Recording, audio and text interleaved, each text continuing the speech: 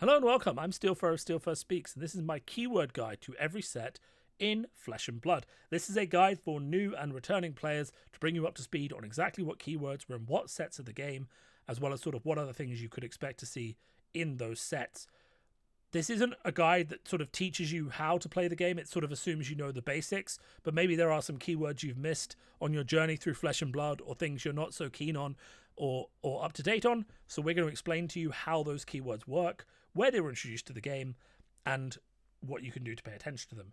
This is looking at Everfest, so this is the 6th video on Flesh and Blood in the playlist. If you want to see the first video, you can go up to WTR, the first video in this playlist, and you can use that as your reference guide and just listen through the playlist, and you will be up to date with all the keywords as well as when they were added. It's worth noting, so we're looking at Everfest. Everfest was a supplemental set, the second supplemental set to be released, and because of that, it only actually featured one new keyword, which is heave. So heave is followed by a number, in this case heave 3. At the beginning of your end phase, if pulverize is in your hand and you have an empty arsenal zone, so after you've decided whether you're going to arsenal, you can then choose to heave. You may pay 3 resources and put pulverize face up into your arsenal. If you do, create 3 seismic surge tokens. Now, heave 3 is the only instance of heave we've really seen. We haven't seen heave 6 or 4 or anything like that. So heave is kind of synonymous with 3 seismic surge tokens, but it is worth noting that at a later date we could see other numbers of heave, and that would mechanically change how many resources you could pay and how many seismic surge tokens you could create. For those not familiar with seismic surge tokens, it is a guardian aura that says at the beginning of your action phase, destroy this, and then the next guardian attack action you play costs 1 less to play. So in practice, what will happen is you'll heave pulverize 1 turn. I don't know why that's given us a card back.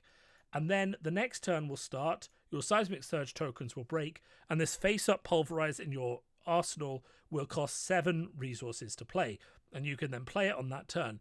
If you do not use those seismic surge tokens, they are destroyed on your turn, regardless of whether you use the resources or not. So this will sit in your arsenal, costing 10 if you do not have those seismic surge tokens used up. So for a good reason, it is worth to use the seismic surge tokens. Aside from that, we saw no new keywords in the set of Everfest.